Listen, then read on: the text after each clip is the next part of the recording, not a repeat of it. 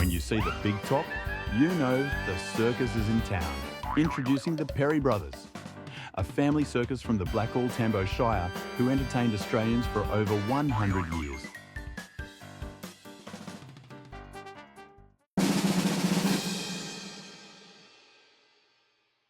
I remember the original Perrys, I was about 7 or 8, and my cousin Lorraine Maynard, or Lorraine Perry, we used to get into tent in the afternoon when the kids were after school, do all the clown jokes. We used to cram it for the show. They used to go crook at us for doing it. We used to do all the clown jokes after the kids had looking around the circus. Yeah. Grandfather was George Perry, and he ended up having a hotel in Blackall in Queensland. A hotel in the scrub halfway between Tambo and Blackall. And that was the start of Perry's, wasn't it, out there, Blackall? Then by the 1930s had the biggest show in Australia. Travelled by train all over the country. Henry was dummy.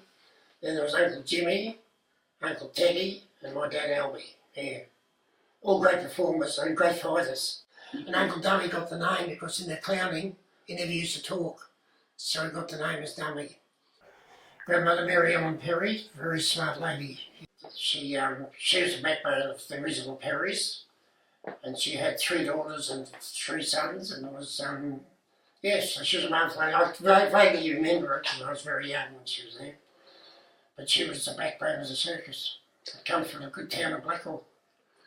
She was working in a store in Blackall, and that's where she met the Perrys, and that's where she went away to the circus.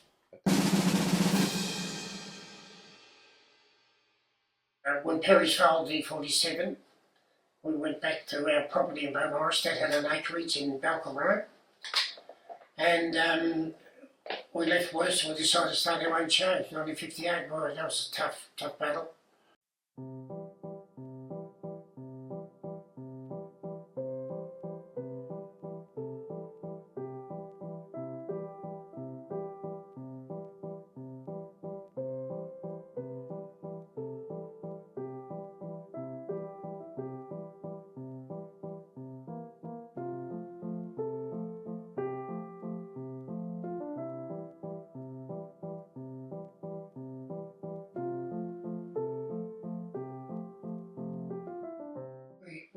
We left Worth and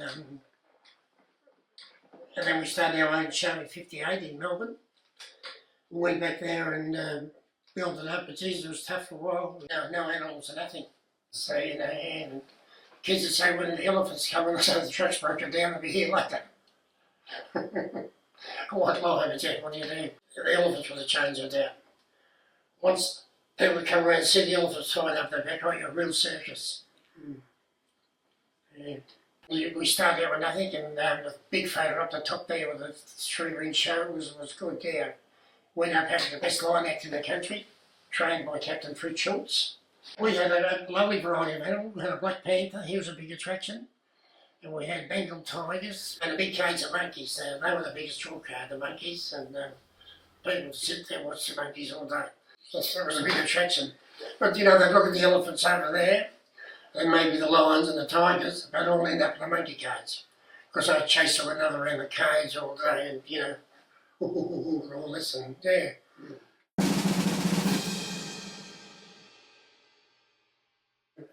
Circus, you must have a good advance man, and they are hard to get. Like it, very hard. And he's got to come into town, see the site, book the site, and do the advertising. And I can tell you some funny stories about advance agents. Perry's used to have like an advance agent, and he advertised the town after the circus left. Well, then you have a good boss Tedman that comes in to measure out the ground and put the tent up. And circus staff are pretty hard to get, but we call them, you get the ones they call them stickers, they stay, good. But it's a hard caper, yes, especially in the summer. You measure up the area, and then up goes the poles, and then lace up the tent. And then generally the elephants or something will pull the tent up by blocks. And then the corner poles go in, and then the side poles tighten it all up. And we'd always give the kids free tickets to help. Always, yeah, good workers, yeah. And they put, you know, about 20, 30 kids pulling the tent up with the rope. Ho, ho, heave, ho, heave, ho. Yeah, yeah. Oh, yeah, kids bought tickets. Ticket box open up at 7 o'clock. People would go in, and then at 8 o'clock would start. And the first act always was a line act. And because given time, the cage would already be up. And then they used to do a clown act and the jinglers and different acts would follow, hand balancers, trick cyclists, jugglers.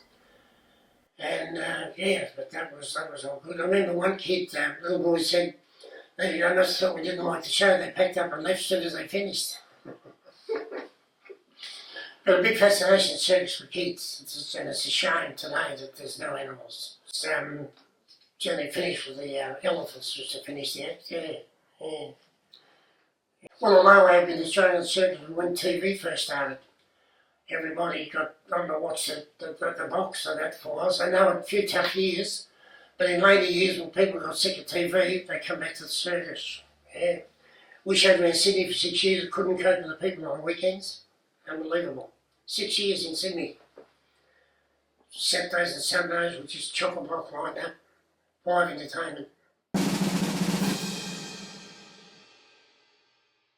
I've seen my brother train the lions and that from cubs. You can't get a fully grown lion and train it. You got to get them maybe 6, 7 months old, and then little pieces of meat is how you get them to go over jump over the thing. Yeah, I seen my brother break a lion that thing. Yeah. Well, the elephants, they're a bit harder, but you've got to use kindness to get them, and you can bribe them with a bit of sugar and that, you know. They cost us £1,400 each, plus sales tax. That's back in 1958, I think, 58 or something, or might have been later. Oh, the elephants I like. I think they're the backbone of the circus. Unbelievable, never forget. And they could turn the tap on and all that. And funny how elephants towards the end, if they got too far away from the circus, they should turn around and bolt back to the block. Incredible. Man.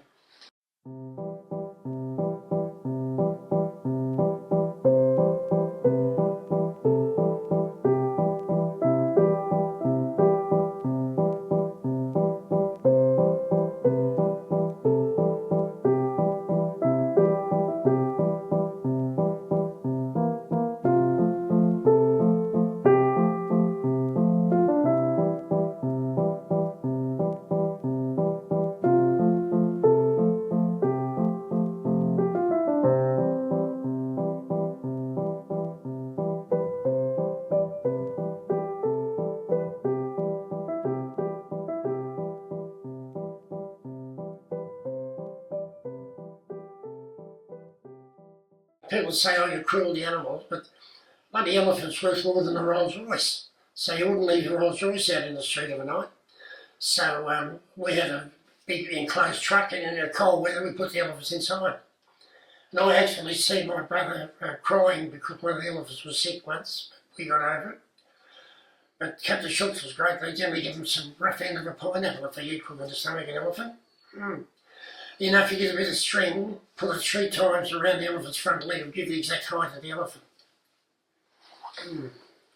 The best vet in Australia then was in Perth, Ray Butler, the zoo vet. And if we had any trouble anywhere in Australia, we'd get the local vet down and then get Ray Butler to talk to him on the phone.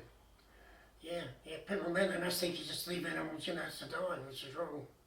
Animals come first. Yeah, well, the old saying in the circus is the more we deal with people, the better we like the animals.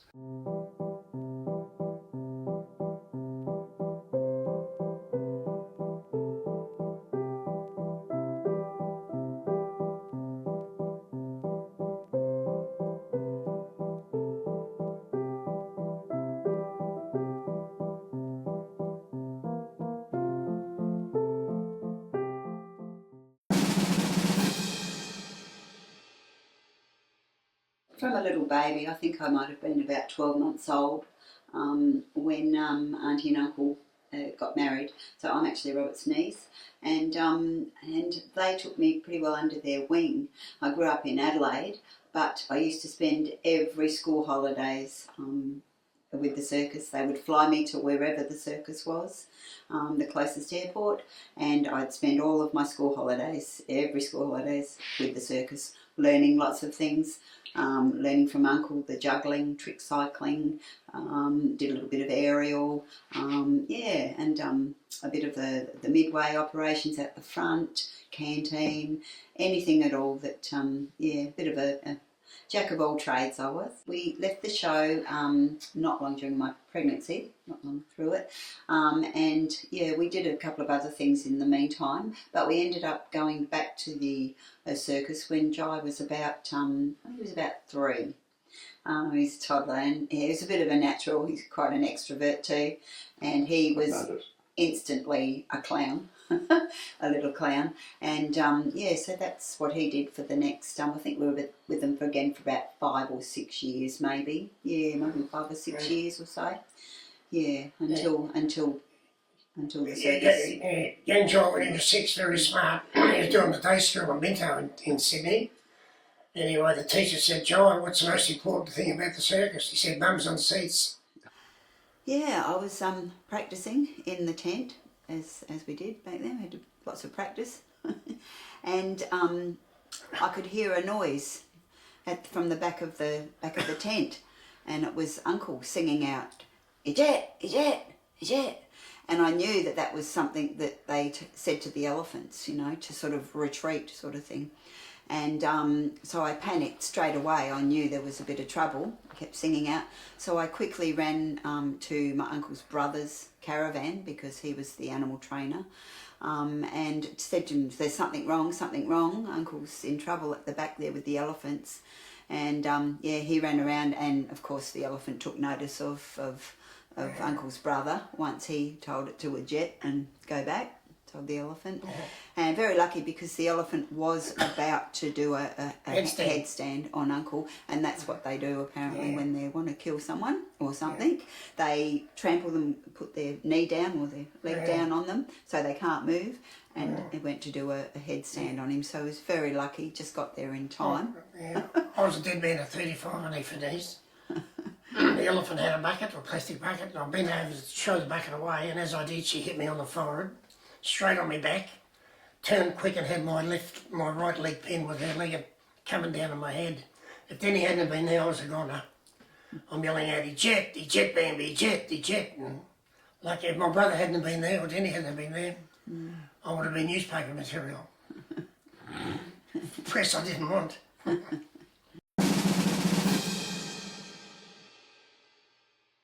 It took a long time for me to even be able to sleep in a house. I remember that was one of the hardest things.